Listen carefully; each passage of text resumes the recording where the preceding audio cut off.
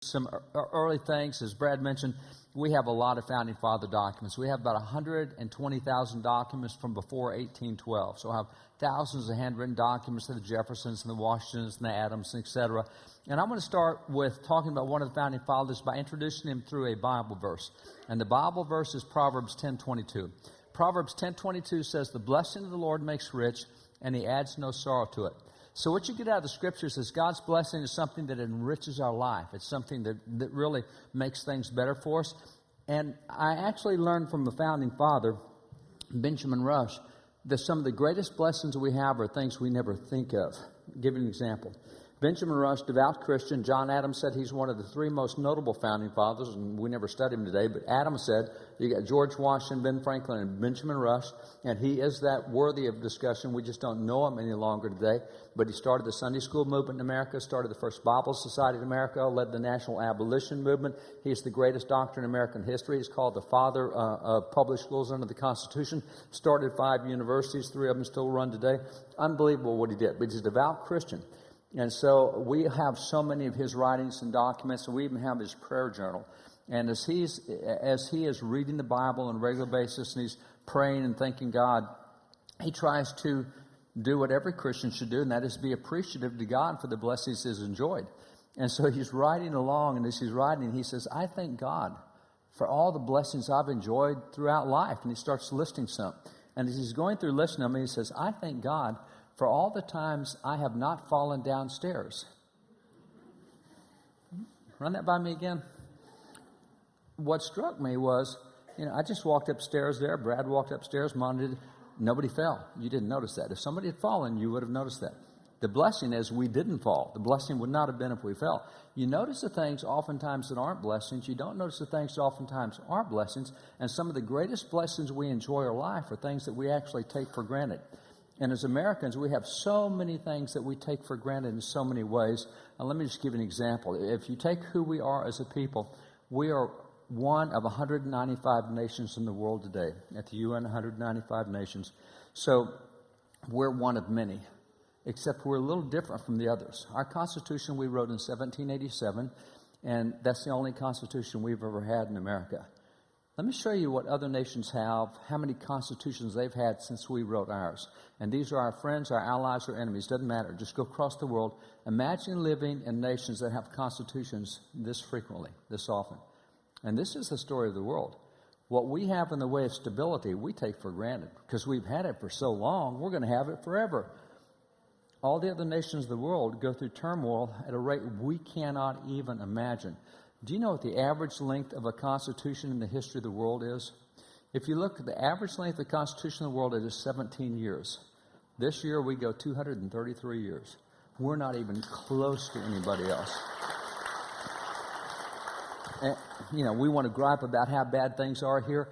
Actually, I like not having a new constitution every 17 years. And by the way, the average nation averages a revolution, a violent revolution every generation or so. We haven't had that. So we're blessed in ways we don't even imagine. We have the same thing when it comes to, for example, creativity. There's a lot of ways to measure creativity, but let's just start with the fact that America represents 4% of the world's population. We're not a big nation. We're only 4% of the world's population. But if you measure creativity by copyrights, by patents, international patents, etc., you find out that America, our 4%, has produced more inventions, more cures, more medical discoveries, more symphonies, more plays, more movies, more books, more technology, more you name it, than the other 96% of the world combined. Now, 4% of the world's population should produce 4% of the world's whatever. Our 4% produces more than the other 96%. I was in, and by the way, we have so much, we just take it for granted. We just assume this is natural, and it's not. I do a lot of traveling, and I do a lot of military bases. I'll do anything military asks me to, essentially to help bolster. I got 2 kids active duty military right now. And so I was over in Germany, was over there, military bases in Germany, and there's a lot of stuff going in Poland, Germany. Germany wants us out. Poland wants us in. And so was over in Germany and got to stay at a 5-star hotel. Now, first off, Germany is a really old nation. You know, we're 400 years old. That's kind of like a toddler to them. I mean, they've got castles that are 3 times as old as America are. So I was in Germany, and all the majesty of Germany, all the architecture and all the stuff they had, all the history. And I got to stay in a 5-star hotel. And for a cowboy from Texas to stay in a 5-star German hotel in an old part of the old world was really cool. And it would have been even better if they would have had internet at the hotel. Even Motel 6 over here has internet. See, we just take stuff for granted. And we just assume it's natural and normal. And we don't understand how different it is in so many ways. The same even with our prosperity. When you look at that 4%, we produce 25% of the world's gross domestic product. And it's not because we have more natural resources. It's because we take what we have and go further. Mentioned cowboy. That puts me in agriculture.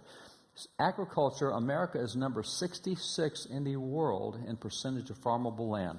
There are 65 nations have a greater percentage of farmable land than we do, but America is number 2 in the world in agricultural production. So we're number 66, but produce like number 2. See, we take what we have and make it go further than any other people in the world. We are a very different nation. We're very special in so many ways. And this is what's called actually American exceptionalism. This is a term that was given to us back in 1831 by Alexis de Tocqueville, who came here. He toured America. He said, this is exceptional. This nation, I've never seen anything like that. I don't know that there will ever be another nation like this in the history of the world. And so that's where we get the term American exceptionalism. It is not a term of arrogance or cockiness or look at us, we're special. It's a term of this is what America actually is, statistically, in so many areas we can point. And yes, we got blemishes, we got flaws. I hate that I have to say that, but in this culture I have to. Let me tell you, as a Christian, I believe that all have sinned and come short of the glory of God. There's no statue out there of any perfect person. Everybody in the world is jacked up and needs a Savior. Just real simple. So we're flawed. But I feel like I have to say that now because the cancel culture and what's happening with protests, it's like you got to be perfect or we're going to tear you down. So from the standpoint of America, no, we're not perfect. But oh my gosh, when you compare us to other nations in the world, we're so much more blessed. And we often take that for granted and even criticize it. There's a movement in academia right now, and we've kind of seen this for years, but now the public is starting to see what's been taught in schools, and it's kind of disturbing to people. But it's called the myth of American exceptionalism. So many professors, so many academics have written books, and that's why today in America, young people can tell you more what's wrong with America than what's right with America. They know more of the negative, they know more of the blemishes, and yes, we got blemishes.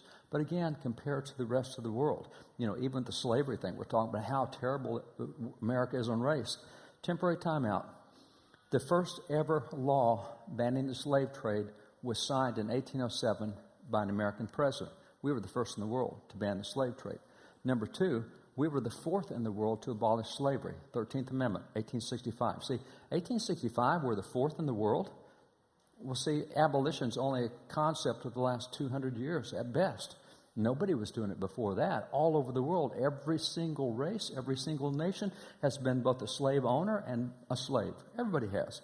America was one of the first in the world to start pushing the opposite direction.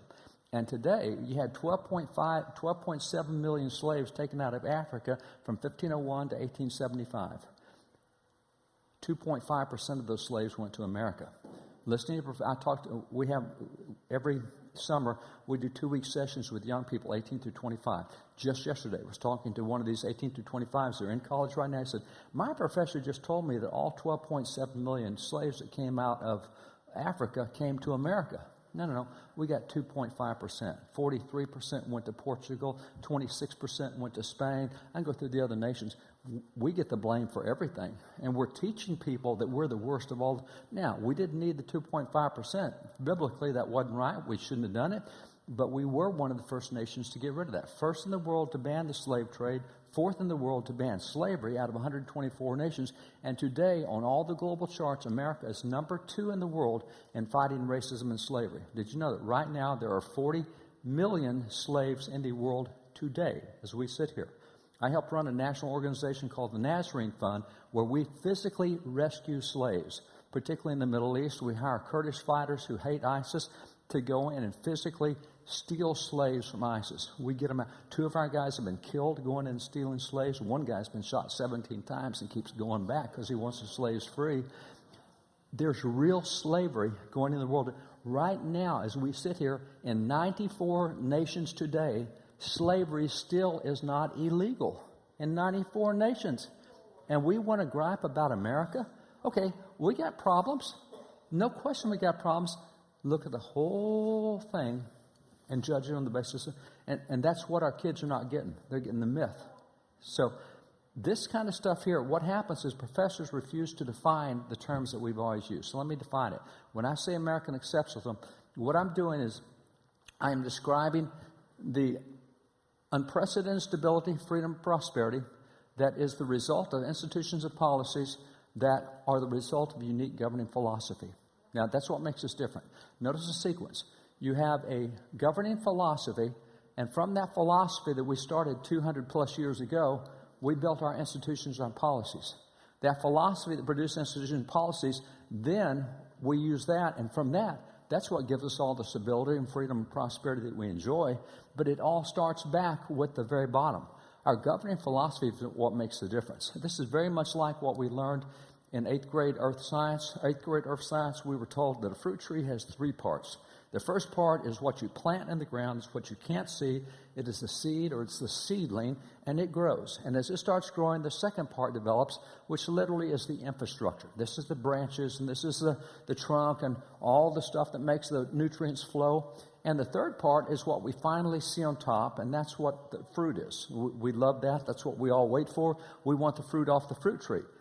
The fruit off the fruit tree is all determined by what you put in the ground to start with.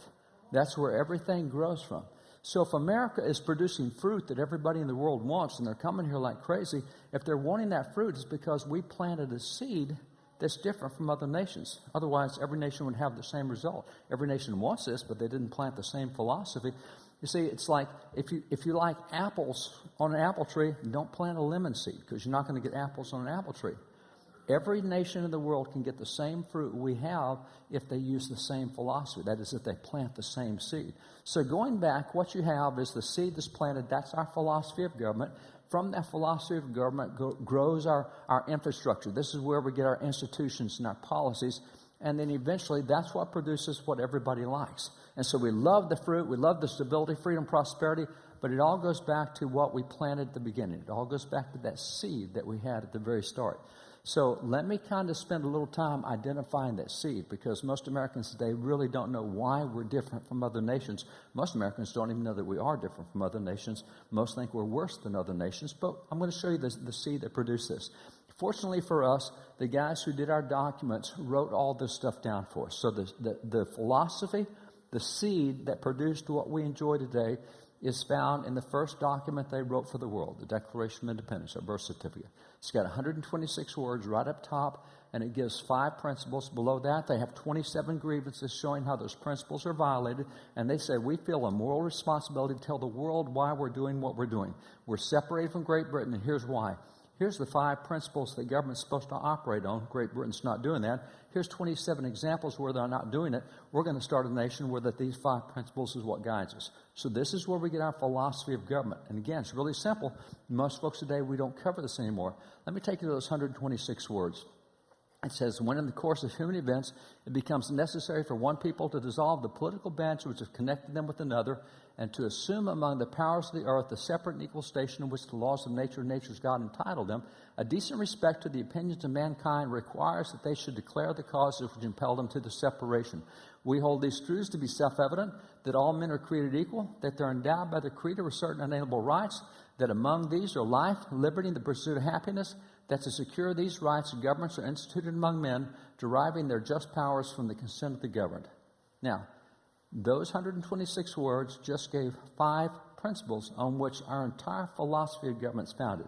Let me go back in the order that they appear. And there's some key clauses here. We don't really recognize them today. But out of those 126 words, let's take the first part. The first thing they talked about was the laws of nature and nature's God. Now, we're told by professors today that this is an acknowledgement of deism by our founding fathers. Not true at all. This is a very specific phrase that was well known in their day. It came from the most famous legal book of that day. And what this phrase told everybody back then was, we acknowledge that there is a fixed right and wrong. Morals are not individually determined. Morals are not individually determined. There is a fixed set of morals, a fixed set of right and wrong. And once you establish what's right and wrong, then you know what truth is. And that's why they said laws of nature, nature's God. And then they came up and said, we hold these truths to be self-evident. So once you have truths, now you know what, or once you have rights and wrongs, you know what truth is. And that's what they said. There's a set of rights and wrongs, the laws of nature, nature's God. Now we can talk about truth. You can't talk about truth if you don't know what's right and wrong. And so that's why we have a truth deficit today, because right and wrong, again, is individually determined. I'll show some pulling on that later. But the laws of nature, nature's God, came out of a law book written by a guy named William Blackstone. He wrote that law book in 1766. From 1766 to 1769, Americans read that like crazy. Thomas Jefferson said that Americans read Blackstone's commentaries like Muslims read the Quran. We knew that. And what he does in that 4-volume set, Volume 1, Chapter 2, on the nature of laws, he says, we have a dual revelation of God. God has revealed himself to us in 2 ways. The first way, and by the way, the first way is something that if we think about, we hear this from critics. As a Christian, I get people who are critics of Christianity say, how can you guys say you have a loving God if he would send someone to hell who's never heard the gospel? And there's people all across the world who have never heard the gospel, and you believe they're going to hell. How can you claim to have a loving God if he would send people to hell who have never heard the gospel? Good question. What's your answer for that? My answer for that is the same answer that Paul gave in Acts 1:20, Romans 1:20, when he said, everything that can be known about God, including the intricacies of the Godhead, have been revealed through what God has created, so that even the heathen are without excuse. Wow. You mean I can know everything about God, including doctrine, by studying nature? Yep. Sure can, and that's what they called the laws of nature. Now, Blackstone said, however, when Adam and Eve sinned, when sin came into the world, it clouded our understanding. No longer did we clearly see what God intended through his creation. So God, in compassion to our human frailty, said, you guys aren't getting it. Let me just write it down for you. And that's what we call the Holy Scriptures. So the laws of nature's God, that's the laws of the God who created nature. And Blackstone said that is the Holy Scriptures. That's the Bible. So we have a dual revelation of God. 1 is the laws of nature, and 2 is the Bible. And those 2 things, that's how God reveals himself. That's how we know rights and wrongs. Now, it's interesting. We no longer really think about nature, study it. I will point out to you, I live in the country. Cowboy, we got a ranch. I cannot tell you the lessons I have learned about God just by studying nature. As a matter of fact, last year I had a real epiphany on Matthew 13, the wheat and the tares, because of trying to deal with thistles on the ranch.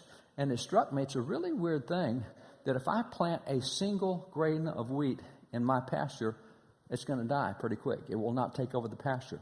If I let one stinking thistle get started, in 3 years it owns the whole pasture. How come bad grows so much faster than good? How come I have to nurture the good so much more? And it really struck me, I have to spend a whole lot more attention on my spiritual life and all the good things, because if I don't, they get killed out a lot quicker. So Jesus talking about how the tares choke out the wheat. It really does. It takes a whole lot more effort to keep the good things growing than the bad things growing. I also saw out of studying an anthill, we have fire ants. That's a real plague for us. But studying an anthill, I saw how the federal budget is supposed to operate. Now, I also got that out of Proverbs 6, because Proverbs 6 says, go to the ant, thou sluggard, don't you see? And it talks about, because see what happens, the federal government always budgets on what its high income is. But the ants know it's not spring all 4 seasons. We will have a winter that comes. And when that winter comes, we better have a savings account set aside, because there's not going to be a high income all the time. So because the federal budget operates on thinking it's always going to be spring, that's why we pour $65 billion a month into the economy right now. It's not based on gold, silver, any other commodity. That's where inflation comes from. because we're trying to keep it spring all the time. We don't want any kind of a correction. We don't want a winter where all the bugs get killed off and mosquitoes die. We got to keep it spring. And so that's the way we budget. Well, if we thought about the laws of nature, we would all have a pretty substantial savings account, because we know that there's going to be times when everything kind of dies off and it's not green and fresh. I mean, that's why you have 4 seasons. That's the laws of nature, 4 seasons. So having said that, going through it, let's just take the laws of nature for a minute. Nothing else but laws of nature. We can determine rights and wrongs just by looking at nature. For example, I don't need the Bible to tell me, for example, that self-defense is a law of nature. Any species in nature, if you try to hurt them, they will defend themselves, their own life. They will defend the life of their offspring, their family, and they will defend what they consider to be their home or their property.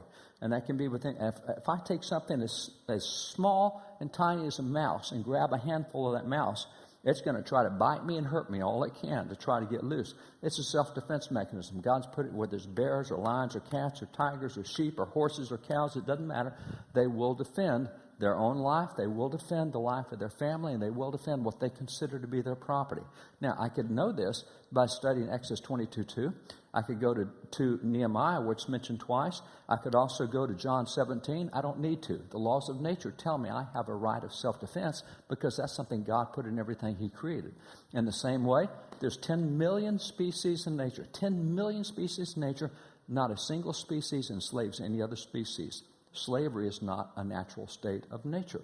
We used to be told that, well, there's a species of ants that enslave the aphids, and about 12 years ago they said, well, actually, it turns out they don't enslave them. That's a symbiotic relationship. They both get something positive. It's a voluntary relationship. So there is no example in nature of one species enslaving another. So now I could get that out of Isaiah 61. I could get that out of Luke 4. I don't need to. Nature tells me that liberty is the law of nature. God didn't make us to be enslaved by someone else. Have the same thing when it goes to abortion. 10 million species in nature. There's not a single species that kills its young still in the womb. It doesn't happen in nature. I could go through the laws in Leviticus on abortion. I can go through the laws in Deuteronomy. I can go through John 1. I can go through Psalm 139. I can go through Jeremiah 1. Don't need to. Got the laws of nature. Same thing with homosexuality. I can look at all the passages there. Don't need to. In nature, 10 million species, there's only a handful of species that even have instances of homosexuality, and it's never a lifestyle in any species. There's not a single species in nature with homosexuality as a lifestyle. I don't need the Bible to tell me that. I can see that in nature. That's the laws of nature. When you get to transgender, this is where it gets interesting. Now, I mentioned I like the cowboy life. I like Texas, and I like cowboy and stuff. And so riding on a horse is common for us. Now, notice, in Texas, we've heard of trees, but we've really never seen many of them. You guys actually have trees up here. That's real different. So I've got buddies that we do ranch work with, and we were recently at a roundup in North Dakota. We went to the Badlands of North Dakota, and all through these Badlands, cattle see humans once a year up there. They just run wild like deer, like mountain sheep. And so they get down in all those creeks along the bottom there, and we have to go on horses, chase the cattle out of there, and they're just as wild as deer. It's like herding deer. Chase them out. We get them on top of the mesa, and we start bunching them together, and we drive them across the top of the mesa. It turns into a literal cattle drive. So we had about 1,200 cattle that we pushed out of the breaks. We get them on top of the mesa. We drive them into a pen. And we get them penned because we want to treat all the calves. We want all the calves born in the last year, because there's 8 different diseases that will kill calves. So we want to give them vaccinations. We want to make sure they've got an ear tag so we know that they're on the right ranch and not the wrong ranch. So we do all that. And what we do is just send the cowboy in with the rope. He will rope a calf one leg, grab that calf by the back leg, bring it out, and there'll be 4 or 5 of us that drop down on top of that calf. And so we're waiting for it. I happen to be the one in the blue plaid right in the middle, and once they get that calf on the ground, I'll drop down on top of that calf, and I'll start giving it vaccinations. Now, it's an interesting thing. We had 580 calves that we treated at that point in time, and we have cowgirls on the left, cowboys on the right. All the family ranchers get together, and they help each other on the roundups. And so cowgirl, cowboy, 580 calves, and nobody had any difficulty telling which was a male calf and which was a female calf. It was super easy. I mean,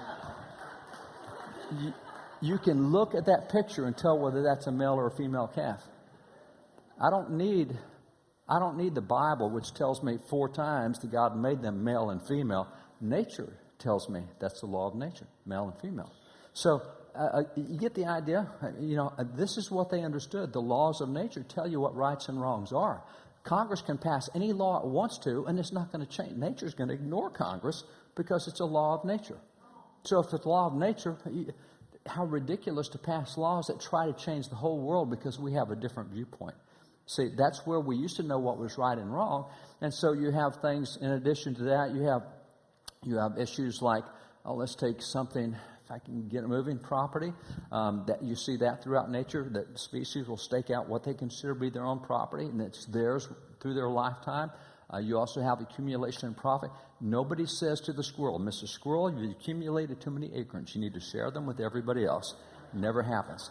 It doesn't happen with beavers. It doesn't happen with pack rats. It doesn't happen with mountain lions. It doesn't happen with alligators, all of whom hoard materials. They accumulate as much as they can. That's fine. You also have the law of association. I can hang with who I want to, but now the Supreme Court says, no. If you're a baker, here's who you hang with, and if you're a photographer, you got to be at this group. Tell us what our values are and who we have to hang with. No, the law of association, I get to choose what herd I want to run with. If I'm a black Angus cow and want to run with the white Charolais or the red Santa Gertrudis or the black and white Holsteins, I can choose the herd I want to run with. See, that's a law of nature, and that happens all the time. That's why you get donkeys running with sheep, and that's why you get all sorts of different. Wherever they accept you, wherever you want to go, that's a choice you can make, which is what the First Amendment used to cover with the right of association. We also have things like theft, and this is where it gets a little tricky. If we're using the laws of nature and we look at theft, is theft common in nature? It certainly is. When I feed my 4 horses, none of them eat their own food. They all steal it from the other 3. So it's like musical chairs around the feed trough. They chase the others off so they can get the other horse, the other feed. Same with adultery. Monogamy is not common in nature. That's why you have 1 bull and 20 cows in every herd.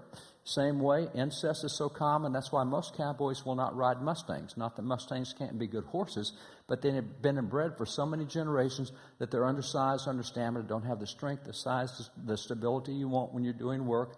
You also have murder. I have a pastor friend of mine who is raising chickens. He had 53 chickens until a skunk got in there one night, bit the head off of every chicken. Took the bodies, just shook the bodies. There was blood all. It looked like a mass murder site. And that's what a skunk will do in a hen house. They don't eat those chickens for food. They murder those chickens. So murder is common in nature. So if we're saying that the laws of nature teach us what's right and wrong, what are you going to do with that? This is where Blackstone said, okay, if you don't get it, if you're not understanding, this is where you need to go to the laws of nature's God. And God told us very clearly. He wrote it down for us. He said, don't steal. Don't commit adultery.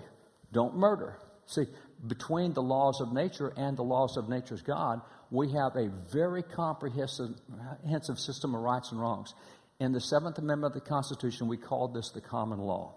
So the Founding Fathers said, look, we understand that there's a fixed set of right and wrongs, and we embrace that set of right and wrongs that God himself gave, the laws of nature and of nature's God.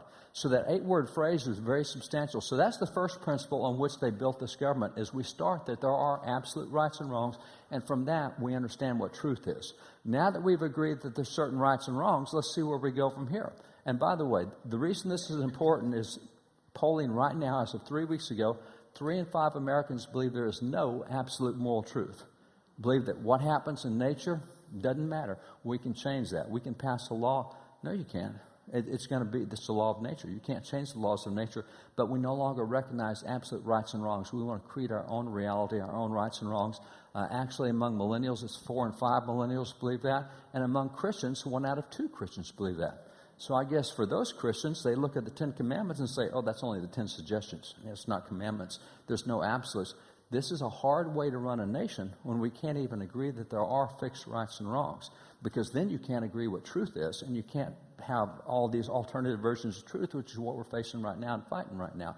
The second thing that they said in the Declaration was that once we establish that there's these laws of right and wrongs, that all men are created equal, they're endowed by their Creator.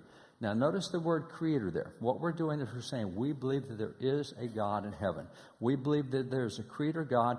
I've been involved in 11 cases of the U.S. Supreme Court, and what happens, of course, is, we got people in America who don't believe in God, and we got atheists, and we got all these others. So here's the deal. In government, we're not going to take any position between whether there is or isn't a God. We'll hold no position on that because we got people who believe everything. No, that's not what they did. They said it's the unanimous declaration of the 13 United States of America that there is a creator God. Now, even back then, they had atheists among them. They had Muslims among them. They had all sorts of people. They didn't say you have to believe in God to live here, but they did say we're going to acknowledge up front from a governmental standpoint that there is a God. Now, the reasons that's important, that is the first step actually toward having a limited government, and that's to acknowledge there's a power higher than government. If government is not aware that there's a God, government will think that it is God, and when it thinks it's God, it will decide what's right and wrong for everybody. And it changes from generation to generation. You look across Europe right now, you take the secular nations, whether it's Italy or Spain or Morocco or France or Germany or whoever, they just decide what rights you can and can't have because they are the highest authority. So what we did is say, hey, government, you're not the highest authority. You're lower than God, and God is the one who gets initial word. Now, you can talk about stuff below that, but you don't get to make the choices on everything that goes on. I love the way that George Washington did this. He explained it to the nation the day that we finished the Bill of Rights. He called the nation to a time of thanking God. And he explained, this is one of his original proclamations that we have, and this is from 1789. He told the nation why he was calling us to acknowledge God openly. He says, whereas it's the duty of all nations, and by the way, notice the word duty. The word duty in their dictionaries, unlike today, their dictionaries said duty means a legally binding contractual obligation. Our dictionaries today say that duty means that which one ought to do. There's a big difference between what you ought to do and a legally binding contractual obligation. They said there is a legally binding contractual obligation for nations, not individuals, nations, to do four things. Look at the four verbs. To acknowledge the providence of Almighty God, to obey His will, to be grateful for His benefits, and humbly to implore His protection and favor. Those four things are what nations are supposed to do. So we believed, and it was very important to understand, our philosophy is there are absolute rights and wrongs. They come from a God, and there is a God.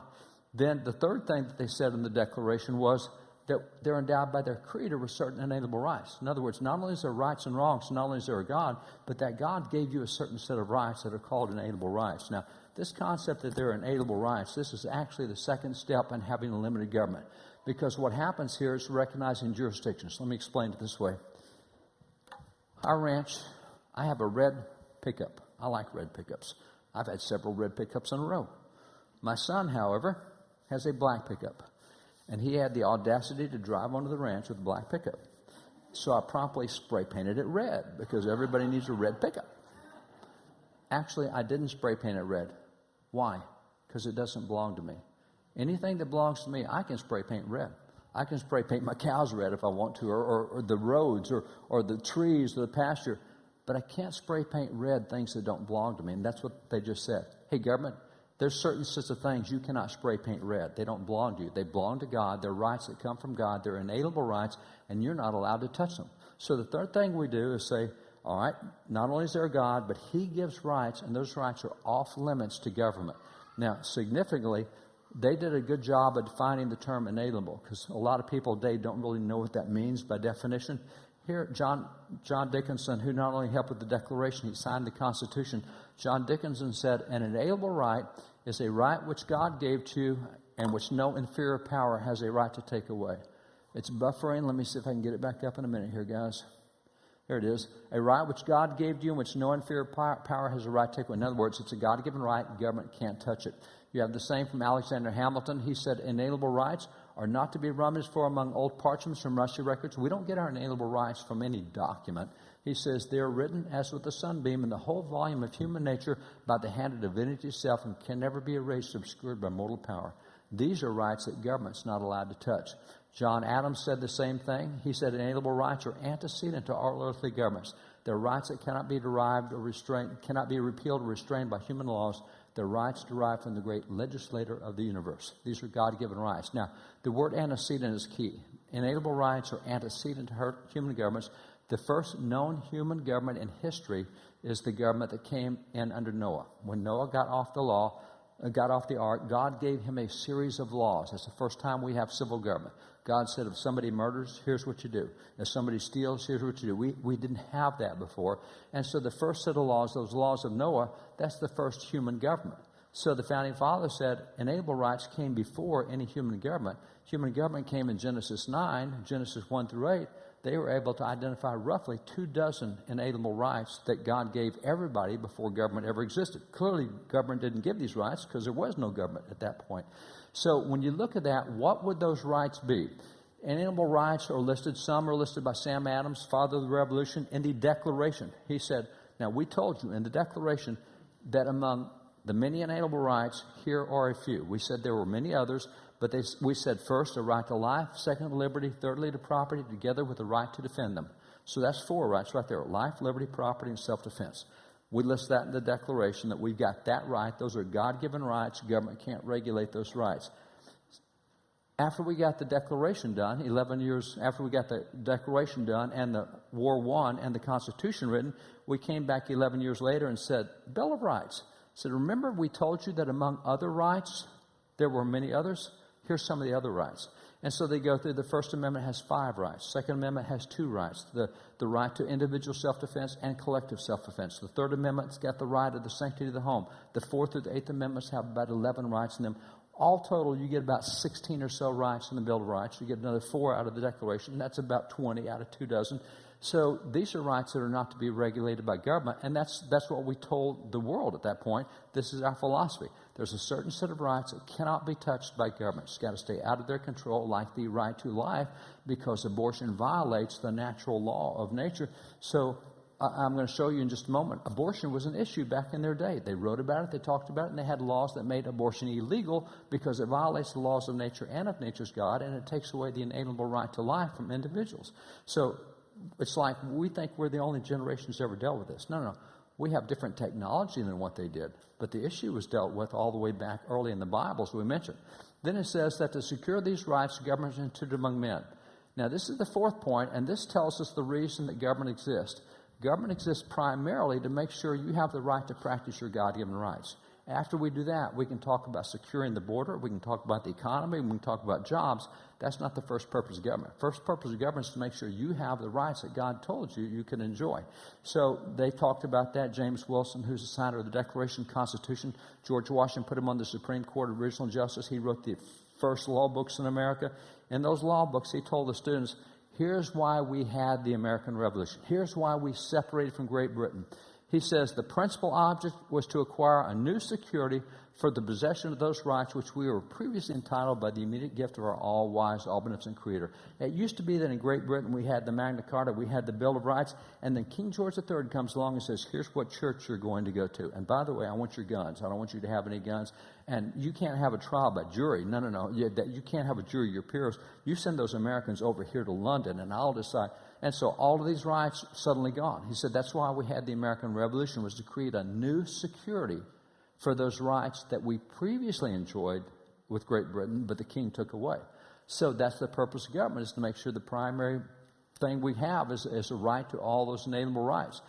Sam Adams said very simply, he said the original purpose of government was for the preservation of inalienable rights. The first law God gave Noah was, whoever kills someone, whoever sheds man's blood, whoever murders someone, they're to be taken out. Now, why would God say capital punishment? Because he's protecting the inalienable right to life of other individuals. He didn't say for killing, he said for murder. That's the word in Hebrew, and murder means shedding innocent blood. If you kill someone in self-defense, or if you kill someone in justified war, biblically, that's okay. But if you murder someone, innocent blood, you take that person out, because we're trying to protect the inalienable right to life. So even the very first law we have in Genesis 9 is to protect an inalienable right. The second law on what you do with thieves, that's to protect the inalienable right to private property. All of these are rights. That's why government was created. Now, it's interesting. Remember what Sam Adams said about our rights, our inalienable rights? He said that first, the right to life, secondly, to liberty, thirdly, to property, together the right to defend them. But this is where it gets interesting, that right to life. Because today we say, well, that's nice hyperbole, but they didn't really mean what we mean by right to life, but it sure would have been good if we could have cited the Founding Fathers' own original intent, saying they didn't want abortion, but obviously abortion wasn't an issue in their day, but like I pointed out, it was. Here's a book on abortion back in 1808 in early America. Thomas Jefferson had laws against abortion when he wrote the laws of the Code of Virginia in 1779. These are not new things. So when they said right to life, they meant that. As a matter of fact, you go back to James Wilson, who wrote the first law books. Look what James Wilson told the students in law school about abortion. He said with consistency, Beautiful and undeviating, human life from its commencement to its close is protected by the common law. He said, in the contemplations of law, life begins when the infant is first able to stir in the womb, and by the law that life is protected. Now he said, here's the deal. As soon as you know there's life inside, at that point, government steps in to protect the life. As soon as you know it's there. Here's where technology changes. How long did it take to know for sure you had life on the inside back then? Pretty much first trimester. But once you knew, at that point, protected. You cannot do anything to damage that life. Today, technology tells us within 8 days of fertilization when there's life in the womb. Well, the philosophy is as soon as you know there's life in the womb, you cannot enter that life. You cannot take it. That is the life of God. It is an inalienable right. Government exists to protect inalienable rights, including the right to life. And that's what he was teaching on the court back then. And by the way, John Witherspoon, who's a founding father, John Witherspoon was the president of Princeton, signed the Declaration. He had lectures at Princeton talking about the difference between America and France and Europe. He said in France particularly, they believe that parents give life to the children. So in France, they let them do abortions because they think parents gave life to the children. He said, here in America, we know that God gives life to children, not parents. So we don't allow abortions here because you can't take a life that God gave. And so that's what he pointed out even in his lectures back then. He says, a perfect right in a state of natural liberty is the right to life. He said, here in America, we denied the power of life and death to parents. We don't let parents take their kids' lives in abortions because life comes from God. It doesn't come from the parents. So this is what they understood. But here's what I find really significant, particularly right now in the election season. First is a right to life. When I judge any candidate at all, and I've been in politics a long time, held political office in Texas in 5 different terms. I ran a national presidential super PAC. I've done congressional, senatorial, all sorts of races. If you will tell me, I don't know if you got somebody run for Senate this year in Missouri or not. I don't know. But let's just say you do. If you will tell me where that candidate is on the life issue, with a 90% degree of certainty, I will tell you how he will vote on capital gains tax. I'll tell you what he will do on the UN Convention on the Rights of the Child. I'll tell you what he's going to do on the Small Arms Treaty. I'll tell you how he vote on climate change. I'll tell you everything else because that issue of life is the one that determines your entire worldview. You know, you're going down the interstate. Once you get off on the wrong exit, you're off on the wrong exit until you get back on the interstate. So if you're wrong on life, you're going to be wrong on the right to self-defense and guns. You're going to be wrong on the religious expression, my right to express God publicly. Oh, kid, you can't say God at graduation. See, that once you get off on life, you're going to find that they're off on everything else all the way through. So all I need to know is where they're on life. And so for whatever reason, people think if they get an endorsement from me, it might help them in the race. And so, I'll get a dog catcher saying, hey, Barton, will you endorse me? Sure, but I want to know where you are on abortion. Did you not hear me? I said dog catcher. We have nothing to do with abortion. I understand.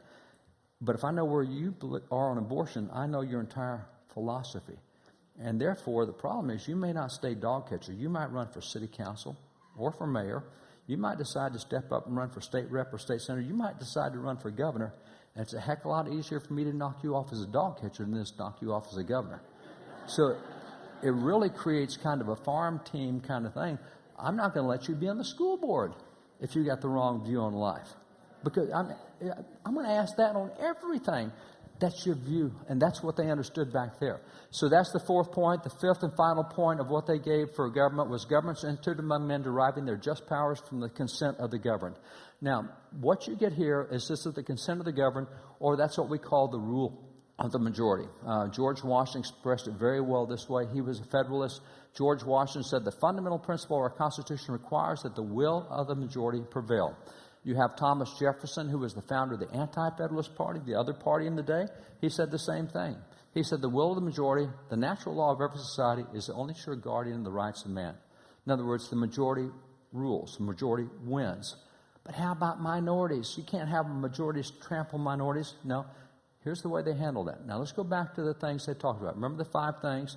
Number 1, there's a fixed moral law that establishes absolute truth. 2, there's a divine creator. 3, inalienable rights come from God. 4, we have that government exists primarily to protect inalienable rights. And 5, the consent of the governed. Consent of the governed is 5th. You see, you can't vote on whether you have certain rights or not. Everybody gets those rights, minority, majority. So the majority can't take rights away from the minority because God gave those rights and governments to respect the rights that he gives to every individual.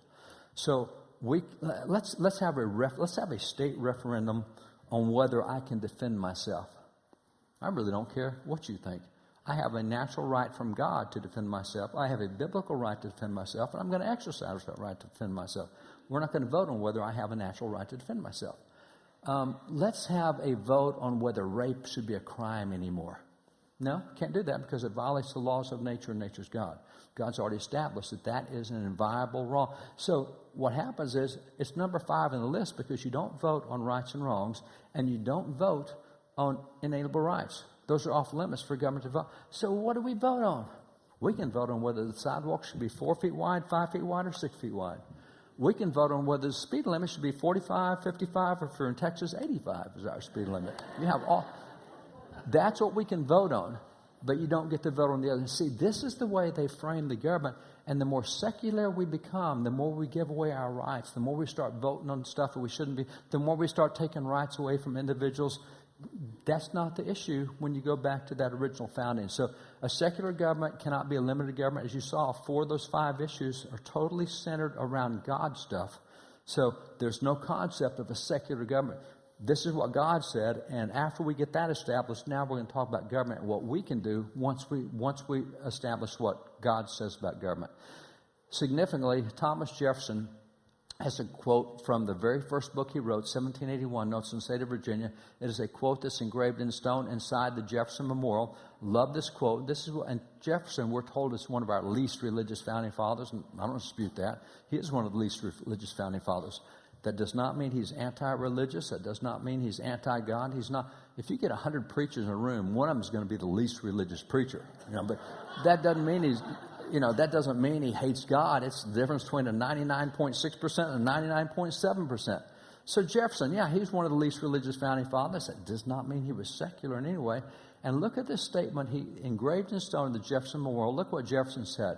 He said, "And can the liberties of a nation be thought secure when we have removed their only firm basis?" According to Jefferson, our least religious founding father, what is the only firm basis for national liberties? He said it is a conviction. Notice the word conviction. It's a conviction in the minds of the people that these liberties are of the gift of God, that they are not to be violated but with his wrath. Indeed, I tremble for my country when I reflect that God is just and his justice won't sleep forever. He said, guys, listen up. The only security you have for national liberties is if we, the people, have a conviction in our minds that those liberties come from God, and if we start screwing around with them, we're going to take him off, and then we're all going to be in trouble when we take him off. That's your least religious founding father. I don't hear that from a whole lot of Christians today, but that's the belief that if you want your national liberties to stay secure, you better be cognizant that they come from God and that nobody ought to mess with them, because if you do, you make him mad, and if you make him mad, then we're all in trouble. So this is the philosophy that made us different. By the way, Mona mentioned the Jefferson Lies book. We cover so much of this because Jefferson has been so much portrayed today in so many ways. People don't even, they think they know him, and it's not the same guy. So academia has gone after that. But this philosophy of British American exceptionalism, and when we enjoy this, we enjoy the liberties and freedoms that have come as a result. The question is, so what do we do now? All right, we've got these things. It looks to me like we're starting to lose some of these things. Okay, slipping away from us pretty fast. We do a lot of national polling. We commission a lot of national polling. I work with a lot of pollsters. Polling-wise, there's a lot of stuff getting away from us at a pretty quick clip right now. How do we preserve it today? I want to take you back to the creation. This is the last segment I'm going to do is what do we do now? All this stuff we talked about, what do we do now? I want to take you to the Garden of Eden. You look in the Garden of Eden and you remember all the stuff that happened on the 6 days. There's light and there's dark, and he separates the firmament and separates the greater light and the lesser light, and separates the waters above from waters below, and he creates the fish, and he creates the birds, and he creates the animals, creates everything.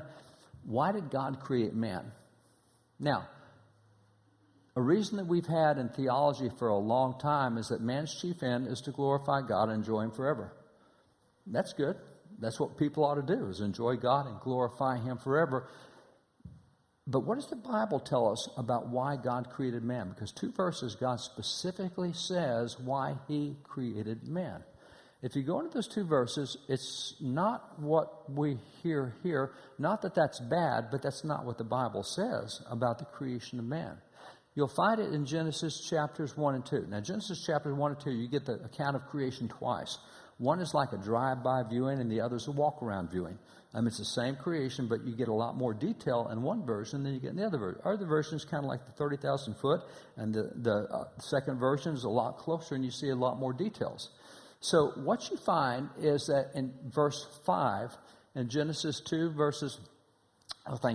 Genesis 2, verse 5 and 15, in Genesis 2:5, God says he looked at everything he made, and it was good, and he saw that he had no one to tend his garden. First thing is he didn't have anybody to take care of his stuff. So it says in verse 15, God made Adam to tend the garden.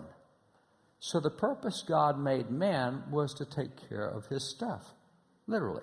We're put here to be stewards of all the things he has, all the things that are his. We know the earth is the Lord and the fullness thereof. And yet so many said, I don't want to get involved in that. No. That's why we were created, was to be involved in stuff, to be a good steward, to take care of his stuff. Now, it's interesting. Jesus tells us the same thing in Luke 19:13. He says, occupy till I come, which is the same thing, or it says do business. Be involved, get engaged, do business till I get back. So both sides, you get the purpose of man, Old Testament, New Testament. Jesus repeats what was told in the Old Testament. God put you here to take care of his business, to take care of his stuff. What is his business? Well, in this generation, for the last 10 years or so, you may have heard what's called the seven mountain philosophy. It's the kind of thing where, hey, all of these areas belong to God. They're all his. He creates them all in the Bible, just as we saw God created government in Genesis 9. They're all his. He put us here to take care of his stuff. It may be that we got greater motivations for maybe education than we do for business, or maybe greater for government than entertainment. Whatever it is, God wants his people taking care of his stuff. And that's, again, where the scripture says, the earth is the Lord and the fullness thereof, everything therein. So it's all his. He wants us to take care of that stuff. That's literally part of tending the garden. So I want to take the government side for a little bit, because in America, we were unique in that we said, hey, government belongs to everybody. It doesn't belong just to the king or the parliament or the judges. It belongs to everybody. So if we're going to take care of government the way he gave it to us out of Exodus 18:21, where we get to elect our local, county, state, and federal leaders, which is the model you see in Exodus 18:21, then it puts us all on an involvement side. Now, in doing that, voting is the easiest way to engage. I will tell you that since Ronald Reagan in 1980, the winning president for the last 40 years has been chosen by only 1 out of 6 Americans. That's how unengaged we are with voting. Anybody can vote if you're 18 and over. All you have to do is register. We just make sure it's you that's voting. 63% of Americans register. So 1/3 of Americans not even registered to vote. I don't care what happens in the nation. I'm going to have nothing to do with it. Great. You're along on a free ride that everybody else, we're having to carry your stuff. And a lot of those Christians, it's about 1/3 of Christians are unregistered to vote. And then when you take the 63% that is registered to vote, when you come to a presidential election, you get about 63 to 64% that votes out of registered voters.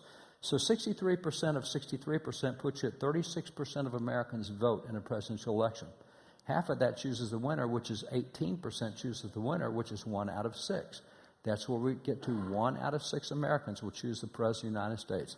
That's not a majority by any means. Even though 72% of the nation claims to be Christian, we're extremely unengaged. There's approximately 40 million evangelicals that did not even vote last election. We would not have a culture war if Christians would be good stewards and tend his garden. I mean, we've got the numbers to have this. So election 2000, what happens in any election? There's 2 questions that have to be answered. I'm going to go through those real quick. The first question is, should I vote? And the second question is, who should I vote for? On the first question, who should I vote? I want to go to my rabbi. I'm an evangelical Christian. I have an Orthodox rabbi. I communicate with him regularly. He has helped me grow so much in my Christian faith. I had a discussion with him this week. I had some stuff in Genesis that really helped me.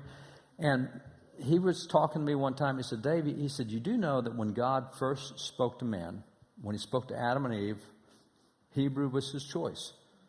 He could have chosen anything. I mean, he could have chosen English or French, Italian, Russian, Texan. He could have chosen any language. And what he chose was Hebrew. All right, I got that. He said, that means that the Hebrew language is a language that came out of the mouth of God. He says, every word in Hebrew is a word that came from God's mouth. I said, okay, I'm with you. He said, which means that any word you cannot say in Hebrew is a word that did not come out of God's mouth. I said, what? He said, let me give you an example. He said, did you know that you cannot say the word coincidence in Hebrew? It never came out of God's mouth. Never crossed his mind something was a coincidence. He orders, he directs, he establishes. We said, boy, were you lucky? No, you weren't lucky. That was God who ordered the steps. So he said, you can't even say, he said, when we want to say the word coincidence, he said, we're speaking in Hebrew, we have to jump over into English and say it, and then we come back to Hebrew. He said, the word does not exist in Hebrew. I said, that's cool. What else doesn't exist in Hebrew? He said, well, he said, you can't say the word retirement in Hebrew. God didn't put you here to take time off. He put you here to tend his garden. Your job may change as you get older, but you don't ever stop doing stuff. The one guy in what is it? It's Luke 17 where the guy said, I finally got enough stuff to retire. I'm going to take my retirement and be at ease. And it says the angel came to him that night and says, thou fool, this night thy soul is required of thee. If you're not going to do something, let's get you out of here. And so the concept of retirement doesn't exist. God wants us working and doing things to tend his garden. You can't say the word fair in Hebrew. Fair by who? What happened to Jesus wasn't fair. What happened to Joseph wasn't fair. What happened to Daniel? That wasn't the point. Fair by whose standards? God's got a whole different viewpoint, so we don't use the word fair. He said we also didn't use the word rights. What we use is responsibilities. We talk about responsibilities, not rights. That's significant. When you talk about your rights all the time, you become very selfish. When you talk about responsibility, you're serving others and you're finding ways to do productive things. So when we talk about the right to vote, from the Hebrew perspective, there's no right to vote. There's a responsibility to vote. You don't have a right to vote. You have a responsibility. You don't have rights. You have responsibilities, and stewardship is one of them. That's part of tending the garden is voting. So should I vote? Yeah, that's done and answered. You don't have a right to vote. You have a responsibility to vote. So the question is, all right, who should I vote for? Wrong question. Don't ask who you should vote for. What you should ask is, what should I vote for? All right, what should I vote for? How do I know? Because when you look at a presidential campaign, a presidential race, there will be dozens of issues out there. We always like to say we're one nation under God, and we like to say, God bless America. We like to say that. It's not going to always happen just because we want it. I mean, if you want to sing God bless America, it's great, but my gosh, give him something to work with. You know, if he's going to bless America, let him have something to bless. So how do you get God blessed in America? How do you get one nation under God? Well, we find out in the Scriptures, Proverbs 14:34, righteousness exalts a nation, sins or reproach to any people. If you want God to bless the nation, if you want God to bless America, righteousness is the way you get it done. Now, how do you measure righteousness? We measure the righteousness of a nation by its public policies, how well they conform to God's standards. Is that public policy something he can bless or not bless? If he's not going to bless it, he's not going to bless the nation. You want to bless the nation, give him something he can bless. Give him some policies he can bless. So public policy, how do we get public policies? We elect people to make those public policies. That's where Christians have to be involved in choosing the people that are going to make the policies that determine whether God can bless the nation or not, or the city, or the school district, or the county, or the state, or whatever it is. Because we have leaders at all those levels that make decisions on policy. God might not be able to bless the school district when he could bless the county. He might not be able to bless the nation when he could bless the state. I mean, it's all on the kind of leaders you have, kind of policies they get. So from that standpoint of public policies and looking at public policies, when you look at the election, that's what we do in elections, is choose people to make policies. And we as Christians should choose leaders to make policies with the cognizant question of, can they make policies that God will bless? And if they can, then we want to elect them. If they can't, then we don't want them there. That's especially what happens in 2020. So the big race is going to be presidential race. And as I mentioned, I've been involved in a number of presidential races, run super PACs nationally. There's going to be 30 to 40 issues that will come out in the ads by all presidential candidates. And of those 30 to 40 issues, which ones are most important? Well, you've got to say, all right, what's righteousness exalts a nation. Which of those 30 or 40 are going to do it? And not all of those 30 or 40 are going to exalt a nation. So how do you know what to look for? Issues of righteousness for me, I go back to a couple of things that I point out anytime I vote. One is Isaiah 126. At this point, Israel has backslidden and fallen. They're in bad shape. And God tells Isaiah, hey, I'm going to turn it around. You've been praying. We're going to get this thing done. And God told Isaiah how he was going to turn the nation around. In Isaiah 1:26, this is what the scripture says. God told Isaiah, he says, I will give you judges as at the beginning and lawyers as at the first. He said, and then, and get this, if I give you the right kind of judges and attorneys, then what's going to happen? He says, then you'll be called the city of righteousness and faithful city. That's interesting. The righteousness of my area is based on the type of judges I have. You think about all the righteousness issues we face in the nation today. It didn't come out of the legislature. It wasn't the legislatures that said you can't have prayer in school anymore. You can't have the Bible in school. It was judges who told us that. It wasn't legislatures who said we can have abortion on demand all the way through, including infanticide. It was judges who said that. It wasn't legislatures who said we want marriage to be anything out there. 32 states had already voted, said, no, we want it to be a man and a woman. The judges said, you're all wrong. See, it's judges that make so much of the policy that deals with righteousness.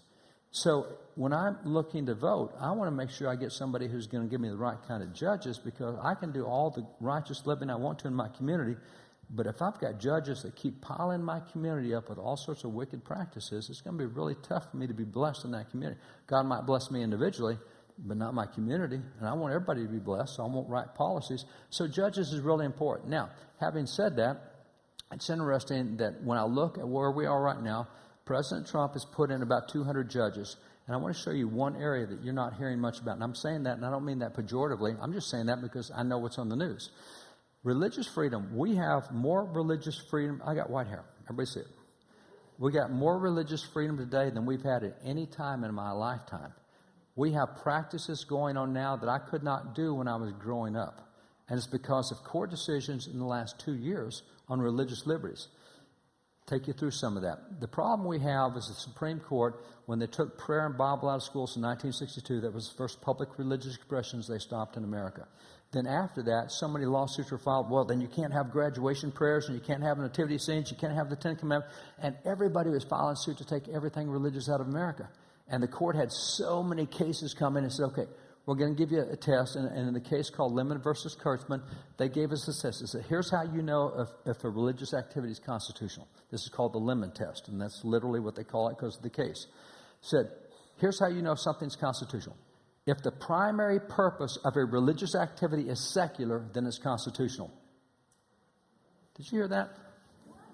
If the primary purpose of a religious activity is secular, then we're going to protect it. Can you tell me the primary purpose of prayer is secular? No, that's not its primary purpose. Okay, that's not constitutional. Can you tell me the primary purpose of having a baccalaureate service is secular? No, it's not, so it's got to go too. Can you tell me that the primary purpose of having God in state mottos or city seals? No, that's got to go too. None of that. We couldn't win anything under that. So we've been losing, and it started to turn around with a case last year. The case of Bladensburg, this came out of the Fourth Circuit over on the East Coast. This is a 1919 cross erected after World War I. 49 mamas said, our sons were lost. We want to erect this war memorial cross that has their names on it. Well, tell me the primary purpose of that cross is secular. It's not. Because they could have made a pyramid or an orb or a square. They could have made anything. Why do a cross? You can't tell me the primary purpose for having a cross is secular, because it's not. Which is why the Fourth Circuit ordered they have to tear it down. So the problem is that sits right real close to Arlington Cemetery.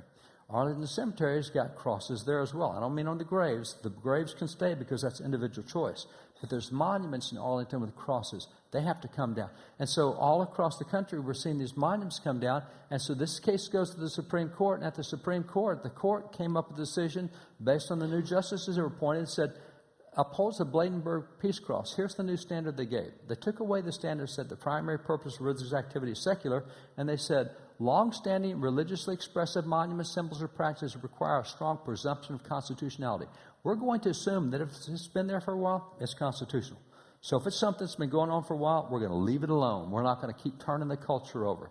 So suddenly, what did we start winning? Well, using this new test, the presumption is shifted that now, if it's been there, we're going to assume it's constitutional rather than unconstitutional, and the ripple effect out of that has been huge.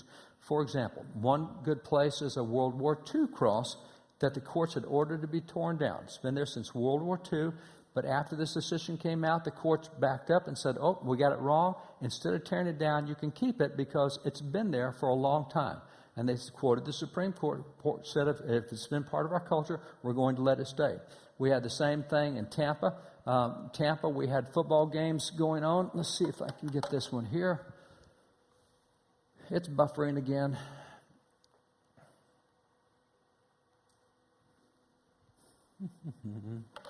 Here it is. Had football games going in Tampa. There was actually a Christian school playing another Christian school at a public school stadium. And they said, you guys can't have prayer because it's a public school stadium. It's Christian school playing Christian school. You can't have prayer at a football game. The courts went the other way. They said, well, the court just said if it's been going on for a while, we're going to keep it. We've been having prayer at football games for over 100 years, so let's just keep prayer going at that. So suddenly we're now starting to get prayer edging back into football games. We haven't had that in a while, but they cited that case. This is the VA. This is the missing man table at VA hospitals. They will often have a World War II Bible from someone who's gone missing. They'll have that Bible there. They will also give out Bibles at the hospital to those who want them. And those were all ruled unconstitutional. You can't give out Bibles. You can't have a Bible where anybody can even see it until that decision came down. And then they said, oh, no, Bibles, all this is fine. You can distribute Bibles. You can give out Bibles. You can show Bibles. You can have them public. Because we've been giving Bibles to soldiers since 1680.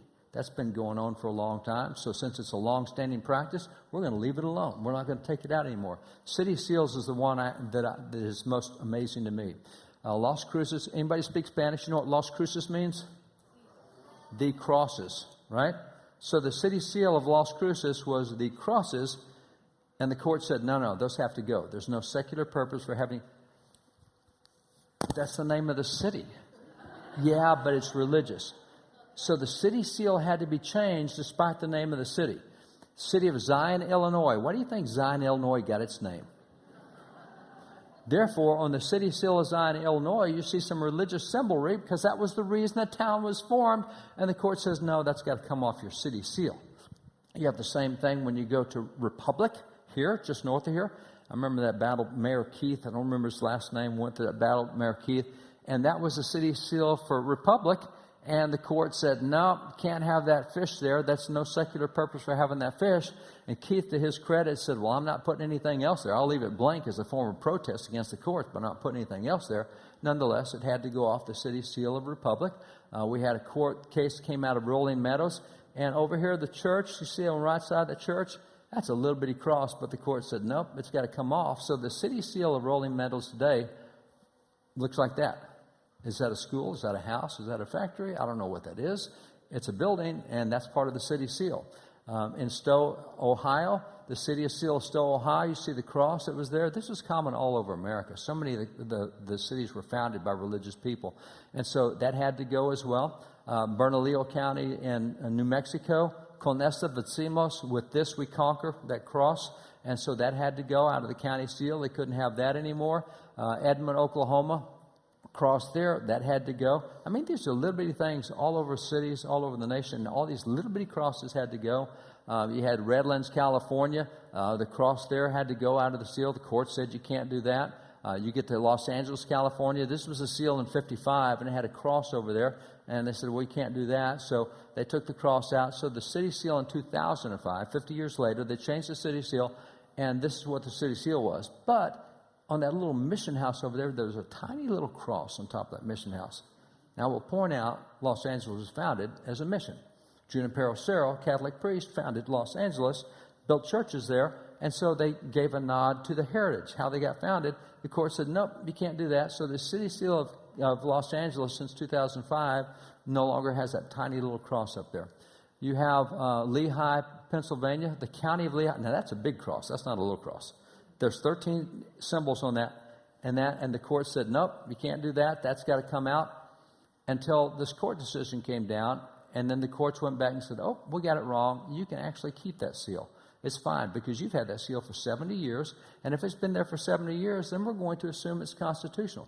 These are cases we have not won in my lifetime, and we're starting to see a turnaround, and then just after that, the legislature of Pennsylvania has a policy that says we're not going to allow atheists to open the legislature with prayer. Makes sense. Who are you praying to?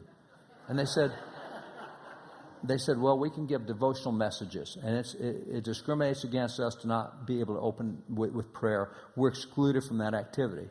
And so that goes to court, and the court says, yeah, but you know what? We've been having prayer in legislature since the first legislature back in 1774 on the national level, and all the states go back to 1607. So this has been going on 400 years. We're not stopping, and it's okay to say that atheists can't pray to open the state legislature. Again, that's another kind of case we have not won in my lifetime, and the court, in reaching that decision, relied on that decision from last year. We've seen the same thing happen with just about 3 weeks ago with immigration. An atheist who came from France said, I'm being sworn in, and I have to take an oath that says, so help me God. I don't believe in God. I want the oath gone. And the court said, no, we've been doing this oath since the first federal law was given in 1791 on oaths, and so we're going to leave it alone because it's been there forever. So, again, these are things we've lost for the last 50 to 60 years. We're now starting to win. I could take you through other areas as well where we're winning cases. We're just winning so many things, not only religious liberty. So for me, I think God's got a better chance of blessing those policies than when you take his name out of stuff, when you chase him off of stuff, when you chase his people out of the public square. So I'm going to look at what happens with judges. So when I'm looking at a U.S. Senator, U.S. Congressman, anybody at the federal level, judge is going to be really important to me because that's part of righteousness. Now, there's 3 other things I'll hit real quickly as well. This is Abraham, as God said, I'm going to make a covenant with you. If you remember Genesis 12, 1 through 3, the Lord said to Abram, I'll make you into a great nation. I'll bless those who bless you, and whoever curses you, I'll curse. All peoples on earth will be blessed through you. Now, that's significant. He says, I'm going to make you into a great nation, and whoever goes after you, I'm going to go after. Okay, we better have a pretty good position toward Israel, because that's a covenant he made. He tells us in Psalms he keeps his covenant for 1,000 generations. We're only 100 generations since he made that covenant, so we got a long way to go. That's something I'm going to look at when it comes to federal people. I'm going to see where they are on Israel, because if they're not the right place, God ain't going to bless America as much as we want to, because he said, I've got a covenant with Israel, and here's that covenant. If they bless you, I'll bless them, but if they don't bless you, I won't bless them.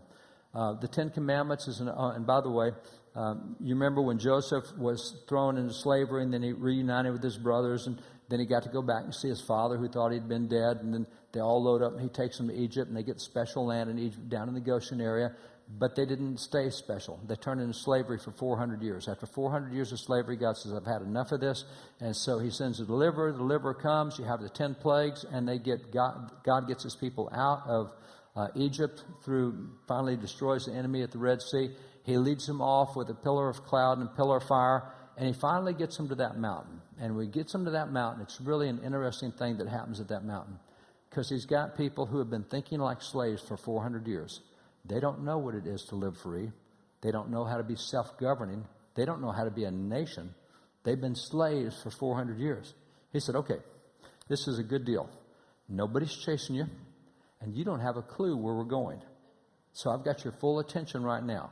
And now that I've got your full attention, let me tell you how to become a nation. God, in that point, gives them 613 laws. Those laws cover everything any nation will ever need. He gives them laws on taxation, on debt, everything you see there. They became the greatest nation in the ancient world because God gave them laws on how to do all of these areas. So the Bible does address one of the young people who were with us this week said, I thought the Bible only talked about stuff like abortion. I didn't know it talked about stuff like progressive taxes and capital gains taxes. Yeah, it talks about all that stuff. God told his nation how to do taxes and economics and everything else. So there's 613, which means that God addresses just about every issue we can think of today, short of technology. So all the issues we deal with, they're addressed.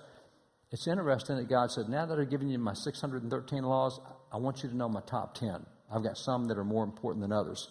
And so that's where he writes it out for Moses. We call them the 10 Commandments. God called that the tenor of his laws in Exodus 34. He said, I got 613 laws. Here's the heart, the soul, the guts. So that says these are top issues to God. When I look at those issues, I am the Lord thy God right up top. That means that, and by the way, you're going to see that 3 of the 10 Commandments are on the ballot this election. 3 of the 10 Commandments, public religious acknowledgments. Oh, kid, you can't say God at graduation. Oh, we can't have a kid pray over there. No. Public religious acknowledgments. If you're on the wrong side of public religious acknowledgments, you're on the wrong side of God's top 10. And I got, environment's very important to me. Yeah, but it didn't make his top 10. If that's important to me, I got to go through his top 10, and then I can talk about environment, or then I can talk about whatever else it is. So this also deals with the concept of conscience. Look, I can't bake a cake for someone who's going to celebrate a lifestyle that God says is wrong. That's part of me acknowledging him. Following him, I've got to follow his standards.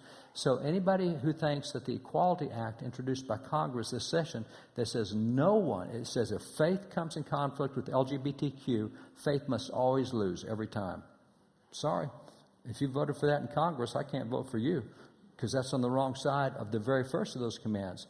You've also got the one where he says, do not commit adultery. That deals with sexuality and marriage protection. God says, look, here's the deal. I want sex confined to a man and a woman inside marriage.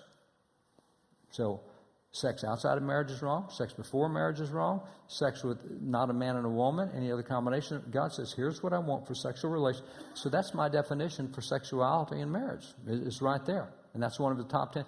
That's an issue for all people running for federal and state office. We monitor state legislation. There's up to 100,000 bills a year that go through state legislation. By the way, do you know that since COVID started, state legislatures have introduced 2,500 bills just on COVID alone? So every issue comes up. We watch issues. The third one I'll point to is thou shalt not kill. The word kill means shed innocent blood. So you don't commit murder. So if you're not to commit murder, if you're not to shed innocent blood, the thing that immediately comes to mind on shedding innocent blood, and God says don't do it, is the issue of abortion. That's a real simple way to say that's shedding innocent blood. That kid did nothing wrong to be put to death. This is not capital punishment we're talking about here. That's just murder. So those are issues that are in God's top 10, and they will be on the ballot this year by who we vote for. Because there's opposite views out there, whether it be at the state level, the county level, the city level, whatever it is, those are issues you look at. So abortion's big. So when you look at issues of righteousness, what God says about righteousness and exalting a nation, those are the 5 issues that always go to the top, especially right now. I'm going to look at judges. I'm going to look at abortion. I'm going to look at Israel, marriage protection, sexuality, religious acknowledgments, and conscience. Those are non-negotiables from where God sits. Taxes, everything else, whether we add an expressway, whether we connect to the highway, whether we add an airport, important stuff, but not more important than those 5. Those are the 5 that will get you blessed as a nation, as a people, as a city, as a county. That's not, the other stuff's important. And again, I'm fans of all of it, but that's priorities. So our rights that we have, we talked about a lot tonight, they're all God-given, but the reality is every one of them is politically protected. If we don't get engaged, we will lose our right to defend ourselves, our right to acknowledge God, our right to have the sanctity of our home, all the things that are there. They're God-given rights. It doesn't matter if you put people in office who don't respect those rights, you will lose those rights. And so that's why we have to be engaged. So that's what I want to share with you tonight. If you're interested in this kind of stuff, we've got tables outside with a lot of information on it. But those are the 5 principles that made us great, and we'll keep them this year or further lose them by what we do with our own involvement in elections. Brad, back to you, sir.